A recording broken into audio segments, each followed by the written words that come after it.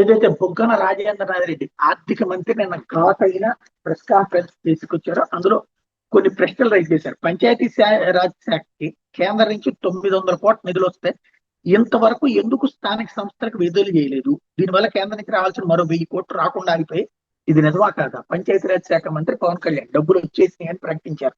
So thanks కూడా చెప్పారు చంద్రబాబు గారికి. మరి ఇక్కడ చూస్తే రాలేదు అని చెప్తున్నారు. ఇప్పుడు పవన్ కళ్యాణ్ గారు నిజం చెప్తారా, చంద్రబాబు గారు నిజం చెప్తారా, బొగ్గంది అబద్ధం అని చెప్తారా లేదా తేలాలి. ఉచిత ఇసుక రాష్ట్రం ఎక్కడైనా దొరుకుతుందా? కూటమి నాయకులను కాదని వాళ్ళకి డబ్బులు ఇవ్వకుండా ఎక్కడైనా ఇసుక వ్యాపారం జరుగుతుందా?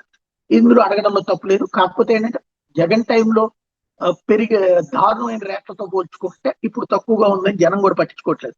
కూటమి నాయకులకి నెలవారీ మామూలు లేకుండా మద్యం వ్యాపారం ఎక్కడైనా జరుగుతుందా? ఇందులో తప్పేం లేదు అడగడంలో. ప్రస్తుతం నడుస్తున్నది అదే.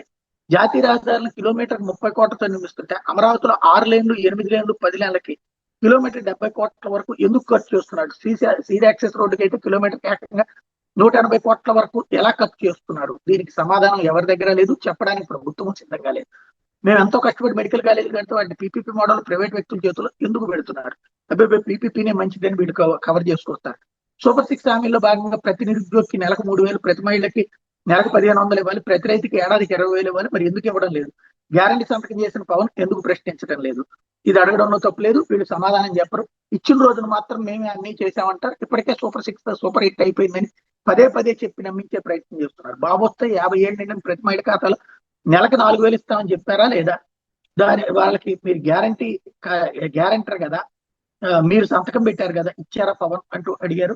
పవన్ దాని మీద సమాధానం చెప్పడం లేదు. అయితే మద్యం ఆదాయం ఎవరి జేబుల్లోకి పోతుంది?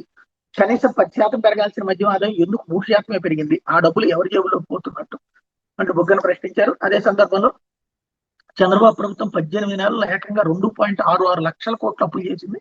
అయితే డిసెంబర్ 15 వచ్చినా ఇంకా అనేక శాఖల్లో ఉద్యోగులకు జీతాలు చెల్లించలేదు. మరి తెస్తున్న అప్పంతా ఏమవుతుందో వాటికి లెక్కలు చూపండి అన్నటువంటి పాయింట్ రైజ్ చేస్తుంది.